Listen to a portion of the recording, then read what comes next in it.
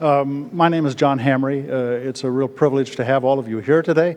When we do public events, we always start with a little safety announcement, and I am your responsible safety officer. I'm going to make sure that everybody here is safe. I'm probably going to take care of him first, but I'm going to come back for you. And if anything does happen, the exits are right behind me. You see them here at the back of the hall. This exit is the one closest to the stairs that go down to the street, and if we have a problem in the front, we're going to go in the back, and we're going to go across to the National Geographic, to their common space. If the problem's in the back, we're going to go out front. We're going to go over to St. Matthew's Cathedral and say thanks that we survived, okay? We're going to be just fine. Nothing's going to happen, but please follow my instructions if we do have to do anything. It was an enormously happy day when Peter Richardson called me to say that the Smith Richardson Foundation wanted to recognize Dr. Zbigniew Brzezinski.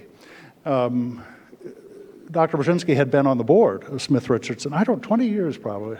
And what Peter said, that the members of the board wanted to acknowledge and thank him for his remarkable contributions.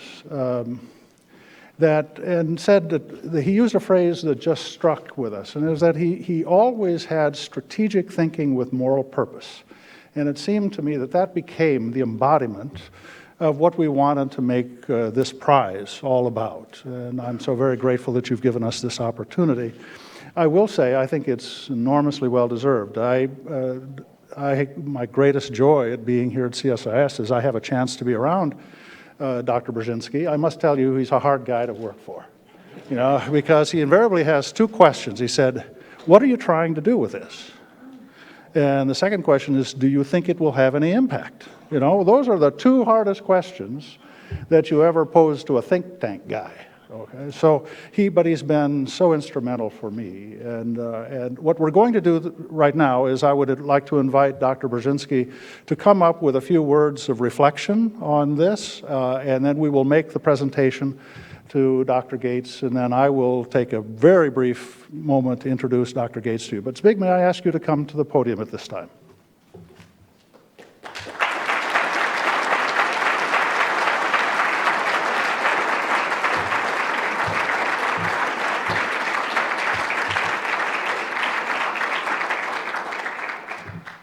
I've just added the third person regarding whom I have to make a comment, and that's John himself. Being here under his leadership is an absolute delight. I have to say that, really. Commitment, dedication, clarity, we can go on forever. I think he's the best boss I've had.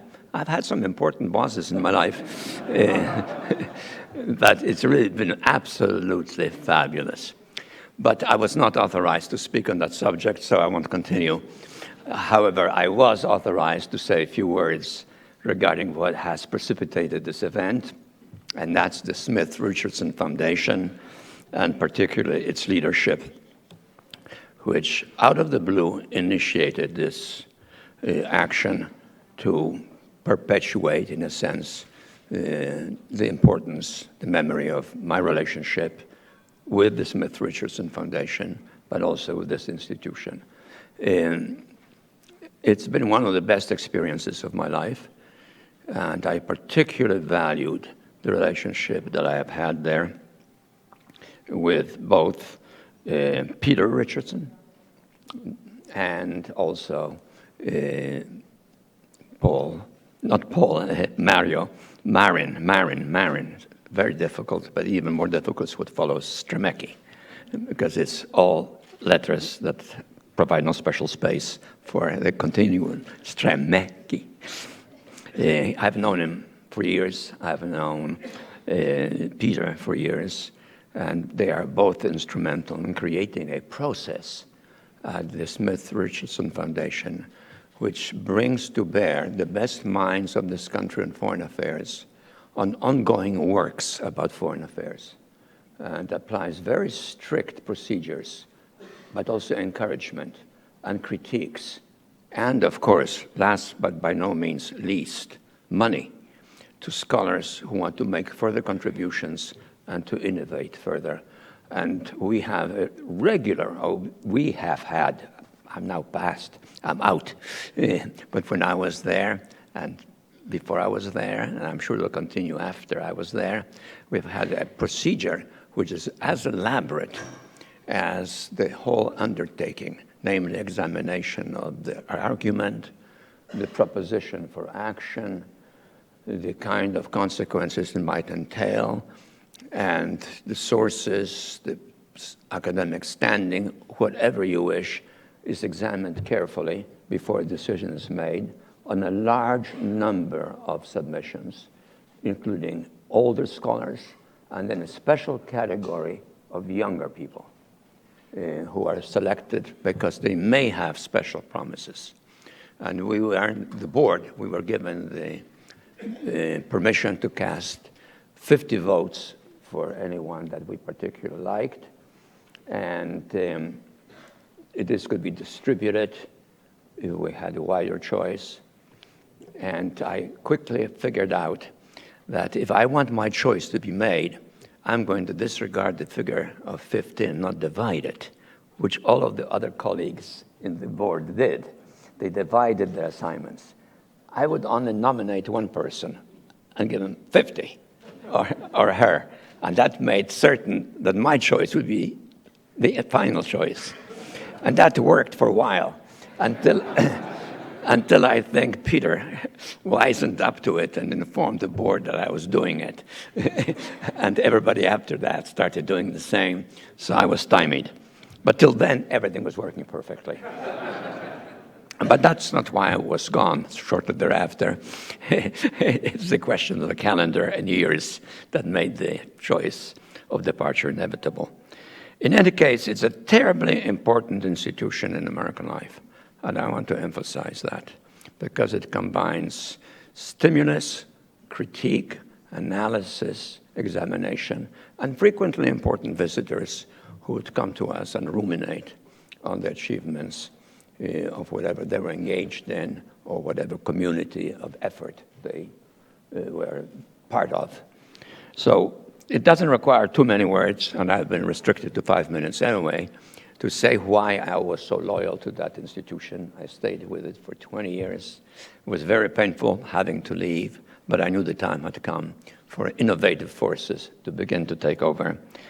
But still, it is an important memory. It's a very important part of my life. And I was genuinely and deeply touched when the decision to do something here in my name, enshrining my connection with Smith Richardson, was announced. I had no inkling whatsoever. I had no idea. I was totally surprised. I still to this day don't even know whether they have done this in other cases or not. But he shakes his head negatively. The answer is no. So the precedent makes it even more important, and I want to emphasize that. One final point. Both he and Stremecki selected a terrific team of associate younger people who would examine the works in progress, who would investigate what is being done, who would research some of the sources that they're using, whatever. In other words, we were very, very well briefed when we would tackle the job of finally deciding how much money they're going to get. And sometimes we would go up, sometimes we would go down. I think I was one of the more contentious members in that respect, but maybe that's in my nature.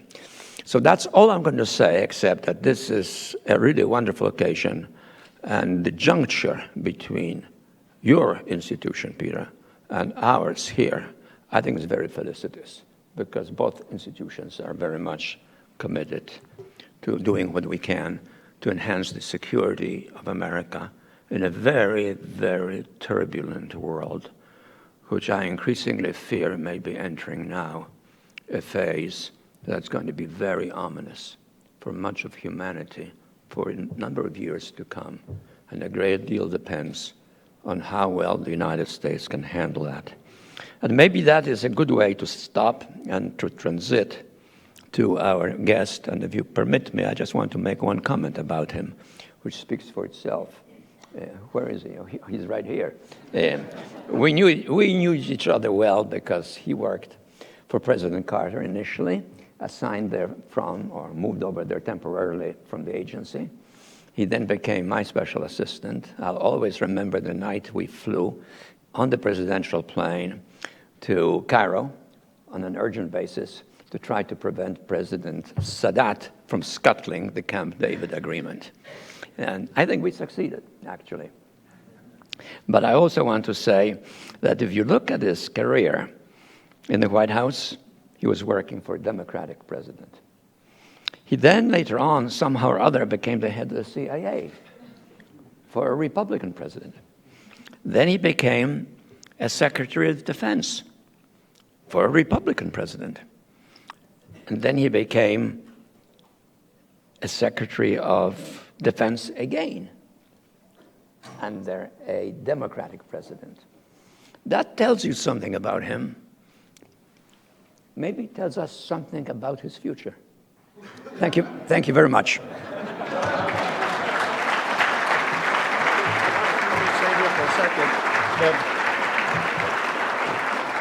So I will ask you to, this is the prize, if you would mind giving that to that.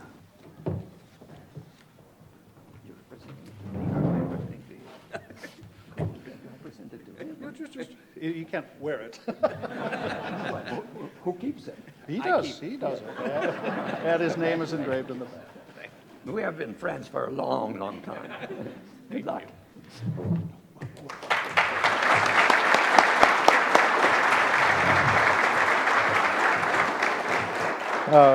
Ladies and gentlemen, it's my privilege to introduce to you Robert Gates, as though you need to be introduced to Robert Gates.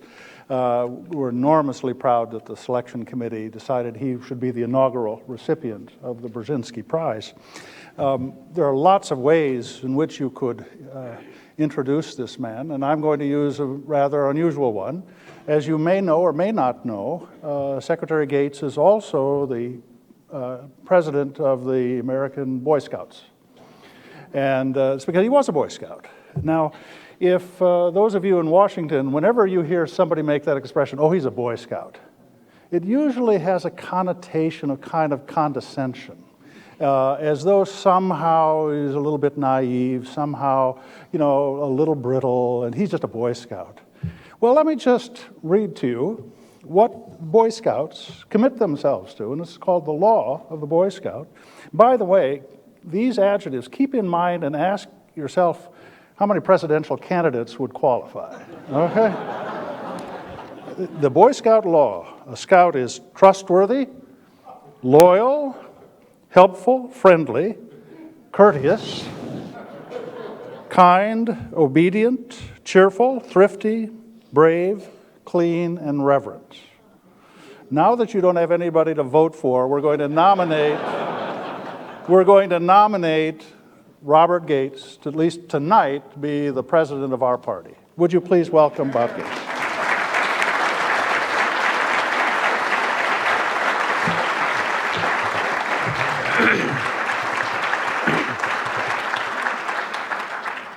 First of all, Spig, thank you for your kind comments, and thank you, John, for your interesting introduction. I will tell one story on Spig. I mean, everybody knows that he's a great strategic thinker, but he's also very tactically clever. So in 1977, President Carter, this is probably a politically incorrect story to tell 35 years later, but President Carter, very energy conscious, decided during the summer of 1977 to turn the heat up in the White House, or should I say turn the air conditioning off. At least set the thermostats so that the temperature in the White House was considerably warmer than was actually very comfortable. And for some reason, which the thermostat police, and they actually went around and checked people's thermostats, for some reason they couldn't figure out Spig's office was always the coolest in the White House. What Spig figured out and then implemented was to move an end table with a lamp on it right under the thermostat. And we all spent as much time in Spig's office as we could. Well, I'm truly honored to receive the Brzezinski Prize, and especially to be its first recipient. It's particularly meaningful because as I look back over the past half century since I entered public service, I count Spig as one of my two most significant mentors, both professionally and intellectually. The other, of course, is Brent Scowcroft, who I'm very happy to note is here with us tonight.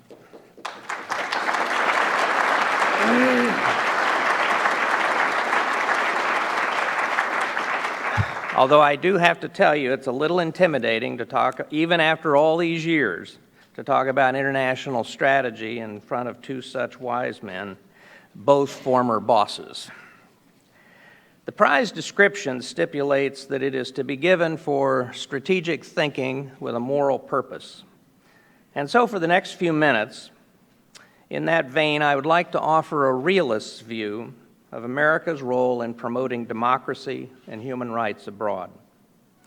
It's a personal view, but one deeply influenced by Dr. Brzezinski's long history of blending tough-minded realism with high-minded idealism.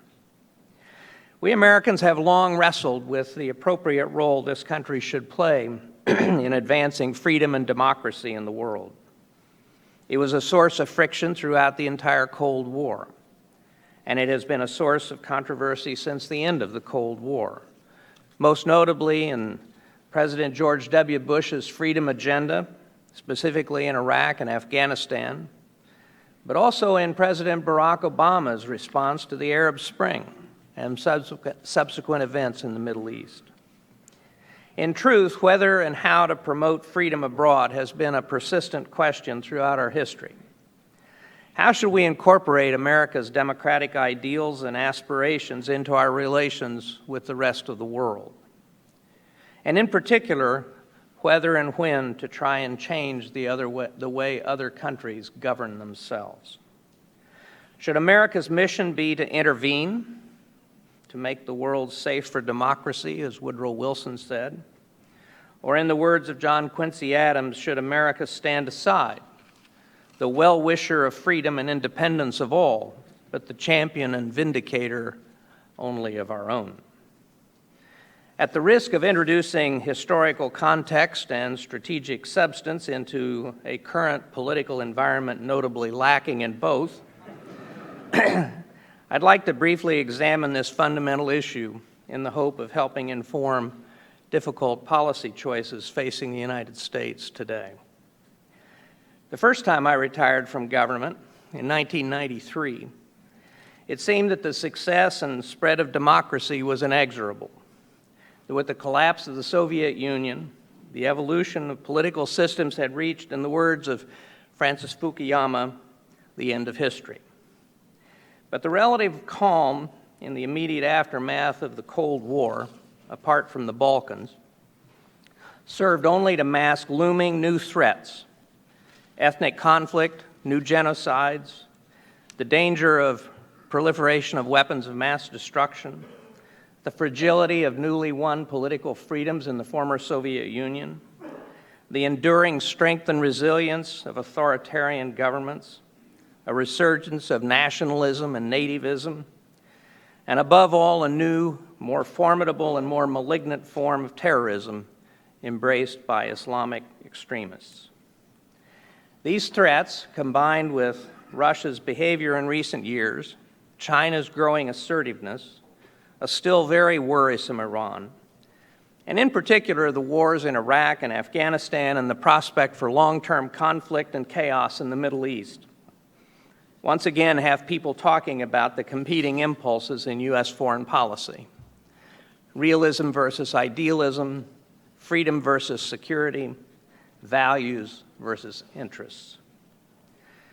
As I suggested at the outset, this is far from a new debate. Not long after winning our own independence, the U.S. was faced with how to respond to the French Revolution, an issue that consumed the politics of our young country throughout the 1790s. The issue was whether to support the revolutionary French government in its war against an alliance of European monarchies led by Great Britain, To many, like Jefferson, the French Revolution, with its stated ideals of liberty, equality, and fraternity, seemed a natural successor to our own. John Adams and the Federalists, however, were just as adamantly opposed. They were appalled by the Revolution's excesses and feared the spread of violent French radicalism into our shores. In pungent personal terms foreshadowing recent Republican debates, they accused the Jeffersonians of being pimps of France, who represented cutthroats who walk in rags. The Federalists mocked Jefferson for his rhetorical defense of freedom and equality across the Atlantic while he continued to own slaves. Adams and Alexander Hamilton were in turn accused of being crypto-monarchists. It was left to George Washington to resolve the matter. He had said that my best wishes are irresistibly excited whensoever in any country I see an oppressed nation unfurl the banners of freedom. But the European wars, and in particular our estrangement from the British, had begun to disrupt the lives of ordinary Americans by impeding trade and causing riots and the flow of refugees. Washington, understanding the fragility of America's position at the time, adopted a neutrality policy toward France and go on to make peace with Great Britain, sparking massive protests and accusations that he, of all people, had sold out the spirit of 1776. Consider the irony. Led by Washington, the United States had recently broken free of the British monarchy only with the help of an absolutist French king. Yet when France itself turned in the direction of popular rule and was confronted by Europe's monarchies, the United States took a pass and made amends with our old British foe. In short, from our earliest days, America's leaders have struggled with realistic versus idealistic approaches to the international challenges facing us. The most successful leaders, beginning with Washington, have steadfastly encouraged the spread of liberty, democracy, and human rights. But at the same time, they have fashioned realistic policies blending different approaches in different places at different times. Over the last century and to the present day, we have allied with tyrants to defeat other tyrants. We have sustained diplomatic relations with governments even as we supported those attempting to overthrow those governments. We have at times made human rights the centerpiece of our national strategy, even as we did business with some of the world's worst violators of human rights. We have worked with authoritarian governments to advance our own security interests while urging them to reform and to change. To win and protect our freedom, the United States has made common cause with countries that were far from free, from the France of Louis XVI to one of history's true monsters, Joseph Stalin. Without the one, there is perhaps no American independence. Without the other, perhaps no end to the Third Reich. We continued cooperation with dictators and authoritarians throughout the Cold War and to this very day. But I believe it is neither hypocrisy nor cynicism to believe fervently in freedom while adopting different approaches to advancing freedom at different times along the way, including temporarily making common cause with despots to defeat greater or more urgent threats to our freedom or our interests. The consuming goal of American national security policy for most of my professional life was containing the threat of the Soviet Union and seeing a Europe made whole and free. During the struggle, inspiring presidential rhetoric about freedom, along with many firm stands for human rights and self-determination, coexisted with often grubby compromises and marriages of convenience that were necessary to stave off the evil empire. But the Western democracies, joined together as the Atlantic Alliance, came together to get the big things right. The democracies' shared belief in political and economic freedom and religious tolerance was the glue that held us fast, despite many quarrels along the way. And that Atlantic alliance of shared democratic values and mutual security assurances remains as important today as it was during the Cold War, contrary to the views of some presidential candidates. When we discuss openly our desire for democratic values to take hold across the globe, we are describing a world that may be many years or decades away. Though achievement of the ideal may be limited by circumstances, resources, or human nature, we must not allow ourselves to discard or disparage the ideal itself. It is vital that we speak out about what we believe and let the world know where we stand. It is also vital that we give hope and aid to those who seek freedom. By the same token, we must remember that short of total war, such as we waged against Germany and Japan, democracy cannot be imposed on others by military force. During World War II, Churchill made this point in asserting that British troops were not in Athens to impose democracy, but to safeguard the right of Greeks to make their own choice. He warned, and I quote, "Democracy is no harlot to be picked up in the street by a man with a Tommy gun." But there are many ways to advance the cause of freedom short of force. I remember vividly, as a member of President Ford's NSC staff, his attendance at the Helsinki Conference in 1975. Many critics were opposed to America's participation since they believed the accords did little but ratify the Soviet Union's World War II takings in Central and Eastern Europe. The treaty's provisions on human rights were disparaged as little more than window dressing. However, the Helsinki Conference and treaty represented another of history's ironies. The Soviets demanded the conference for decades, finally got it, and it helped destroy them from within. We realists opposed holding the conference for decades and attended grudgingly, and we were wrong. For the meeting played a key role in the outcome of the Cold War. Why? Because the human rights provisions of the treaty made a moral statement whose significance was not lost on the dissidents behind the Iron Curtain. Helsinki became a spur to action, a rallying cry to fight tyranny from within and plant democracy in its place. Václav Havel later said that the accords were a shield, a chance to resist coercion and make it more difficult for the forces of coercion to retaliate.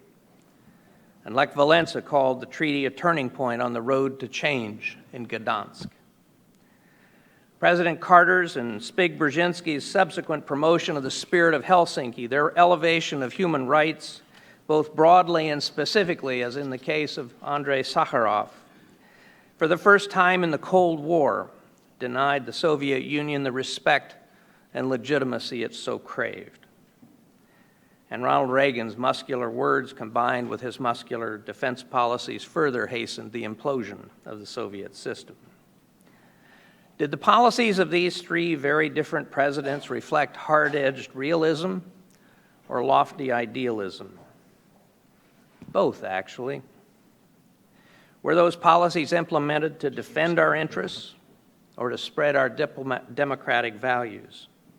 Again, I believe both. In the troubled times we face now, in our dealings with Russia, China, Iran, Egypt, Saudi Arabia, and others, these questions, contradictions, and dilemmas have taken on new urgency and presented new challenges for decision-making, especially in an information age when every flaw and inconsistency in words or deeds is highlighted, magnified, and instantly disseminated across the globe. And as with the Cold War, every action we take sends a signal about the depth of our beliefs, our strength, and our resolve.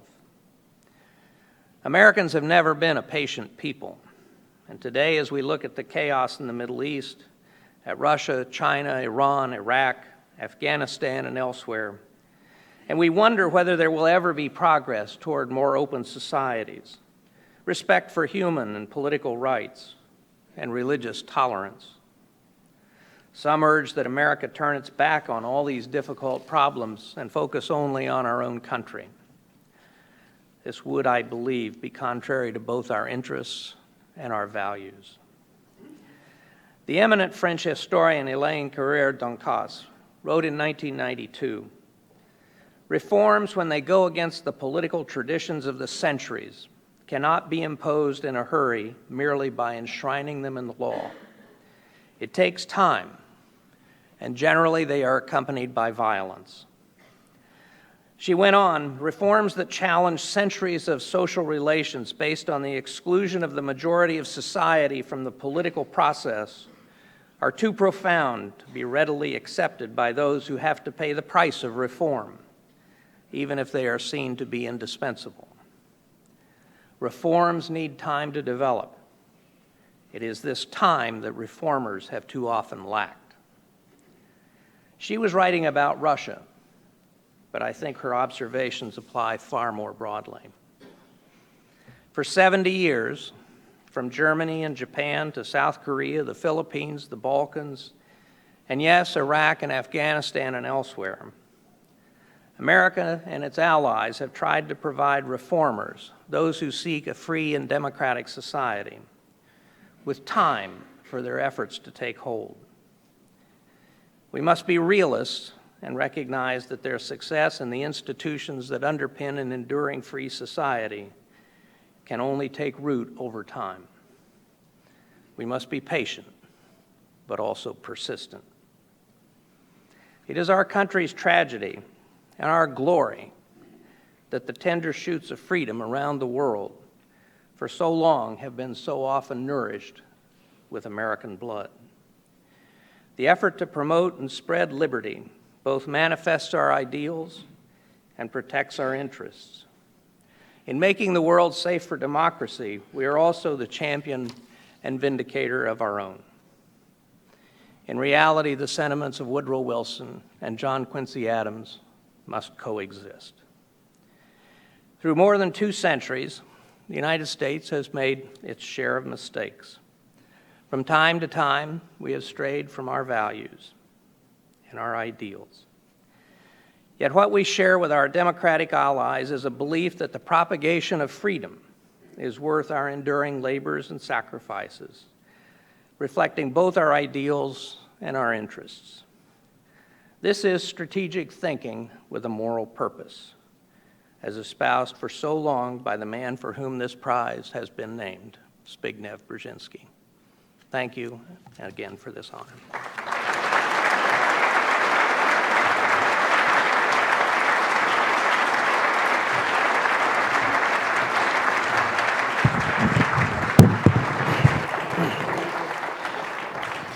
Well, you now see why you've all nominated him to be our candidate tonight. Bob, this was splendid and absolutely set the right tone for what we hope is going to be a very meaningful prize given out each year to help us all think. And I would ask you to help us dig a little deeper. This has been fascinating to hear. You said at the very end that America needs to be both patient and persistent. But let me ask you to reflect on this election, not about the personalities, but at least 3 of the most prevailing candidates appear to be speaking for an American public that no longer wants to be engaged in the world. And I don't think they're going to become president, but they're setting the tone for America that worries me greatly at a time when, as you mentioned, there's so much uncertainty. What do we do? People here that listen to you and think you're 100% right. What do we do to try to revalidate this commitment we have to be engaged in the world? Well, my view is that the American people have never been much interested in engagement with the rest of the world. Most Americans essentially want to tend to their own affairs, and to the degree they're involved in public or political affairs, or have an interest, it's more local. But one of the quotes from Franklin D. Roosevelt that has always made an impression on me, and it's words to the effect, "It's the responsibility of a leader to educate. And what we have seen over the entire post-war period, actually, post-World War II period, is political leaders, presidents in particular,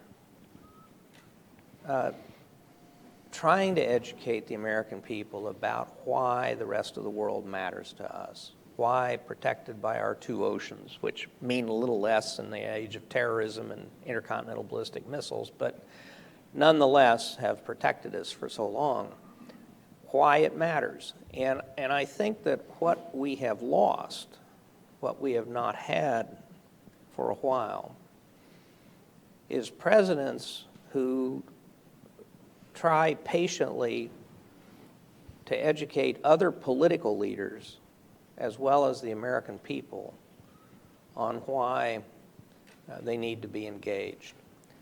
One of the things that I always admired about President Reagan was his ability, very much like FDR, to take complex international problems and present them to the American people in a way that was understandable, if you will, to the man in the street.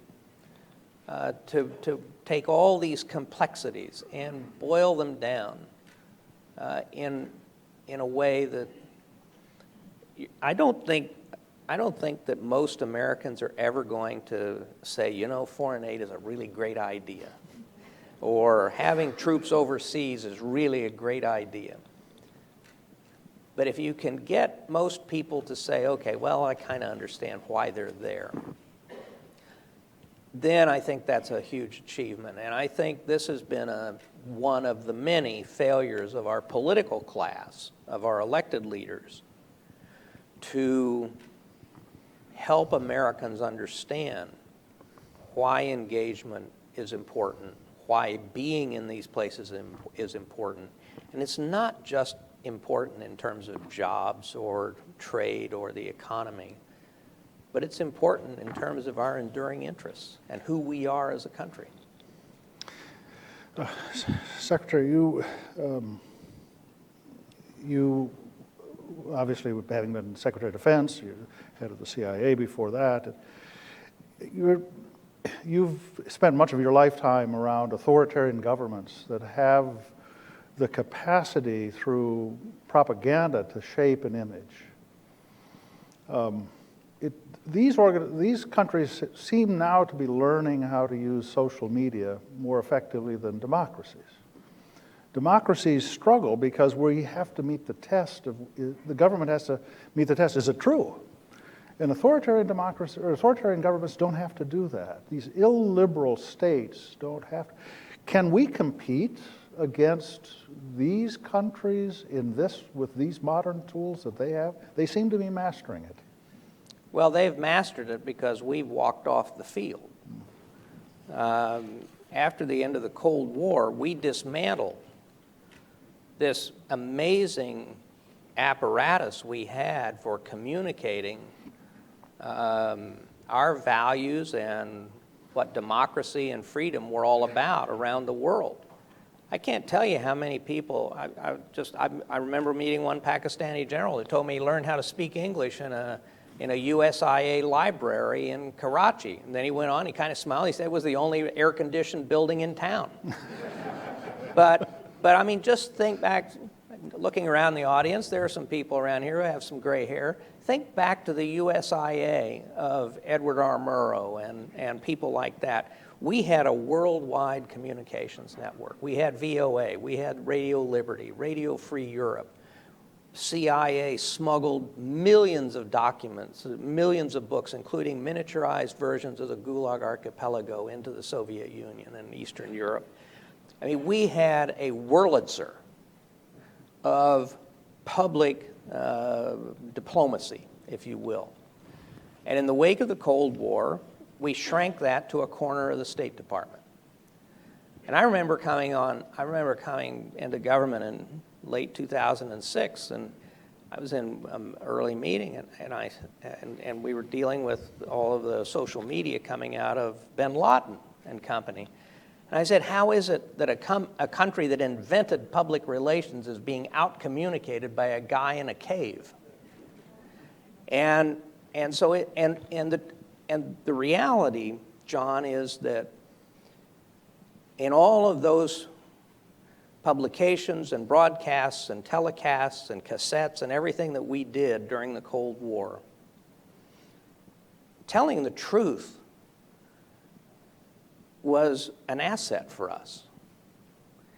I mean, granted, the Soviet Union never had to tell the truth. Right. But I would say we totally out-communicated them. So I don't think that authoritarians or others necessarily have an inherent advantage because they can lie.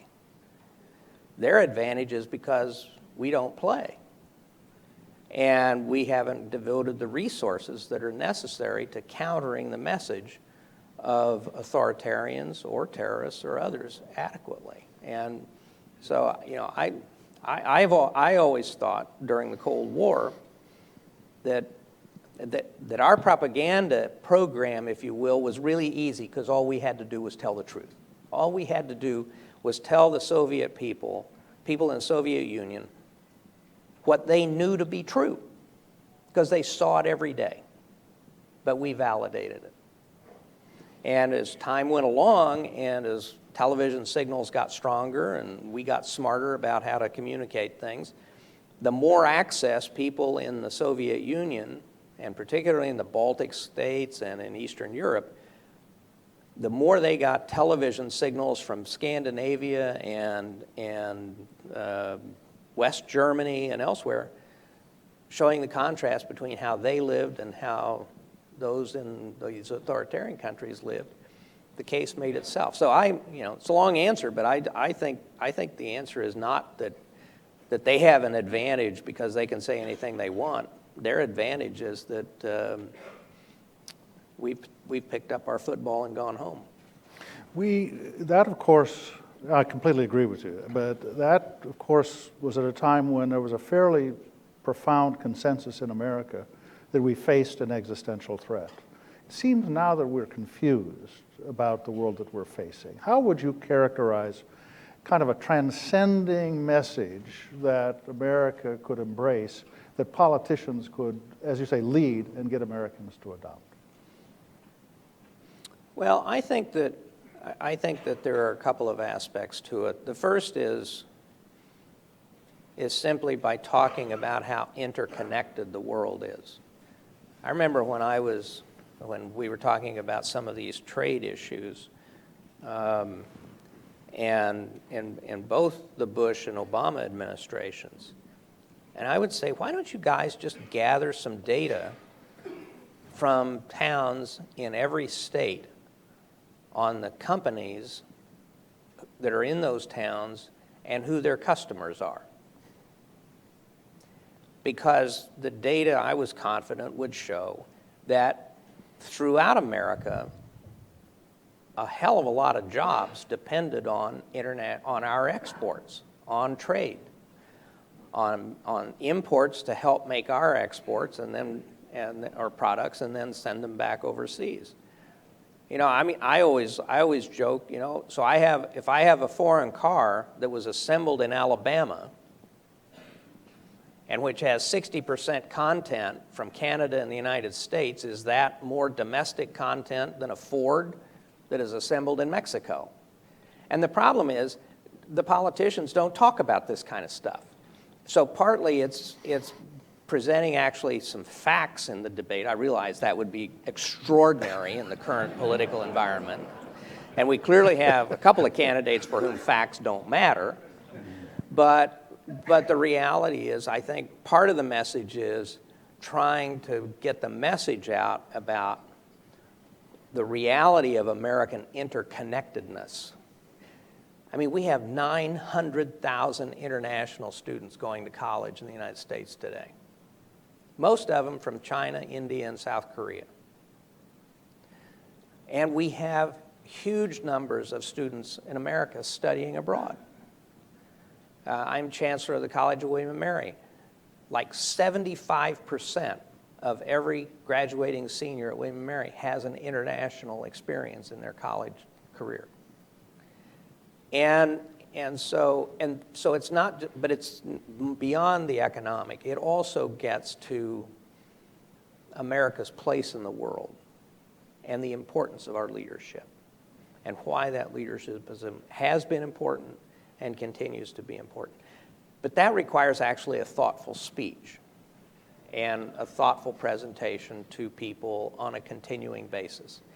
And it involves getting members of Congress to make similar kinds of speeches. And therein hangs the tale.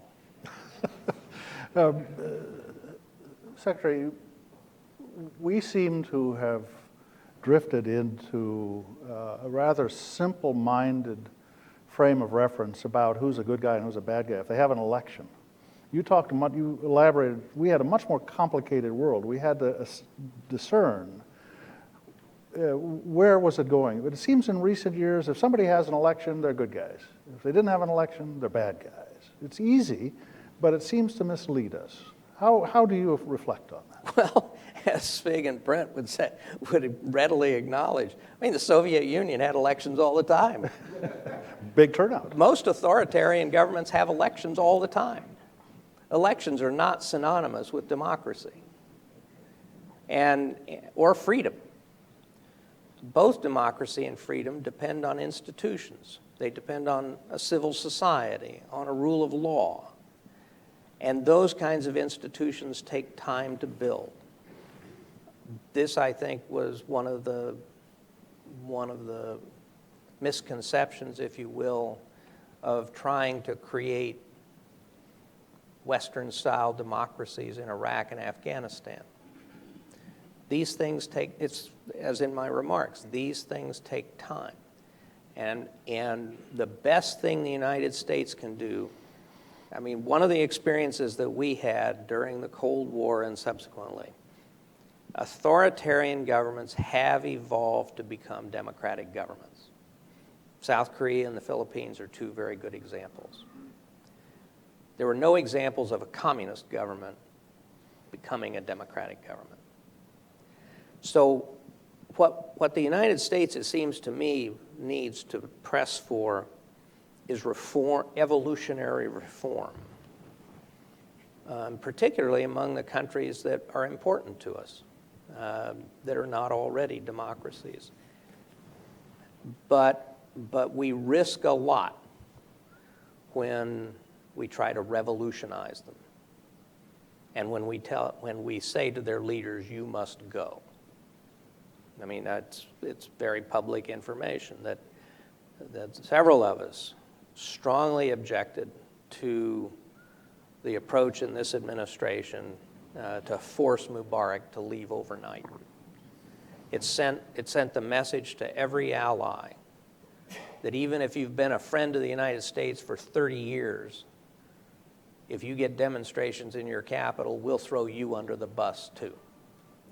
So what we have to do, and really the thrust of my remarks is, I think with a lot of these governments that are authoritarian, we have, for our own interests, we have to continue to work with them, but we also have to consistently support reform and evolutionary change in a way that does not destabilize them and create the potential for more violence, but gradually moves them in the right direction. Colleagues, we've got about 15 minutes, and we're going to take a few questions from the floor. Please indicate if you want to ask a question. We'll take right back here, the second from the back. Where, Mike? Oh, whoa, let's go. Thank you. Ariel Cohen, the Atlantic Council. Secretary, excellent speech. Thank you so much. There's, I don't want to say chatter, there's discussion about the beginning of the fraying of the Westphalian system, probably the demise in the Third World and even in Europe, weakening of the Westphalian system. This being CSIS and you're giving a tour d'horizon, what are your thoughts on that? Thank you. I'm sorry, what was? Did you get the question, John? In one sentence, state your question. Do you subscribe to the reports that the Westphalian system is weakening and we're moving to something new and different, especially outside of the Western world? Thank you. That the alliance system is weakening. Thank you. The Westphalian. the Westphalian system is, oh, okay. Well, I think that there is a clear risk in the Middle East of a failure of the Westphalian system. And frankly, if I had to put real money on it, all the way up to $5 or $10, I would say that the borders of the Middle East in 10 or 15 years, particularly when we're talking about Syria, Iraq, Mesopotamia. and that area, I think that the chances of those borders being altered in some way are very real. I think one of the real challenges, I mean, I think the Middle East faces 4 simultaneous conflicts, which I worry will give us a generation of conflict. The first is Shia Islam led by Iran against Sunni Islam led by Saudi Arabia. The second, authoritarians versus reformers. The third, Islamists against secularists. And the fourth, whether these artificially created countries or borders of countries like Iraq, Syria, and Libya will survive in their current form, or whether, I mean, they are comprised of historically adversarial religious groups, tribes, other ethnic groups, and can they survive in their current borders, or will they go the way of Yugoslavia? And I think that's a very open question at this point. So I think that because of all these conflicts going on at the same time, we have seen if you will, the frozen character of the Middle East that we dealt with until not too many years ago has completely broken apart. And I think we're in for a long period of turbulence. And speaking as somebody who saw the intelligence community repeatedly fail to accurately predict the future, I think anybody who tells you what that's going to look like in 10 or 15 years is talking through his hat. Tony, right out here. Yep. Microphone's right behind you. Hi, sir. Tony Capaccio with Bloomberg. What are the 2 or 3 top management and budget challenges the next defense secretary will face? And where does paying for the nuclear bow wave of spending after 2021 fit in terms of those top 2 or 3 challenges outside of ISIL, Russia, and some of the Middle East issues you discussed? I think that the challenge that I face, that my successors have faced, and that their successors will face, is the lack of predictability in defense spending from the Congress. Over the last 10 years, there have been 2 years where defense had an enacted appropriations bill at the beginning of the fiscal year and knew what it would have to spend. You can't plan like that. You can't make long-term decisions, and especially when you start 8 of the last 10 years with continuing resolutions and/or sequestration, where you have no idea what amount of money you're going to have. And so it makes long-term planning impossible. Of course, here in Washington, long-term planning is sort of a week from Thursday. But most defense programs, given the length of the program, I mean, every time there's if you will, a perturbance in the force, it throws everything up in the air. And how do you plan? How does Mark Milley in the Army figure out what he's going to do in terms of new equipment, and how is he going to fund? we anticipated it would take billions of dollars to recapitalize from the wear and tear on equipment from Iran and Iraq. All the money that we thought we would need to do that has gone away. So the services are basically having to eat it out of hand. And at a certain point, it becomes an impossible management task. So, I mean, if I could sort of wave a wand, it would be for the new president and the Congress to agree, we will have X% real growth in the Defense Department for the next 10 years. Then you could really begin to plan. Then I would turn around to the Secretary of Defense and say, oh, by the way, I want you to take X% out of your appropriated funds out of overhead. Because there's no question. I mean, if I could find $180 billion in overhead in 5 months, it's there. In too many staffs, too many commands, too many thises, too many that's. So, but I did something different that I don't think had ever been done before. I told the services, I want you to cut $100 billion in overhead. But here's the catch.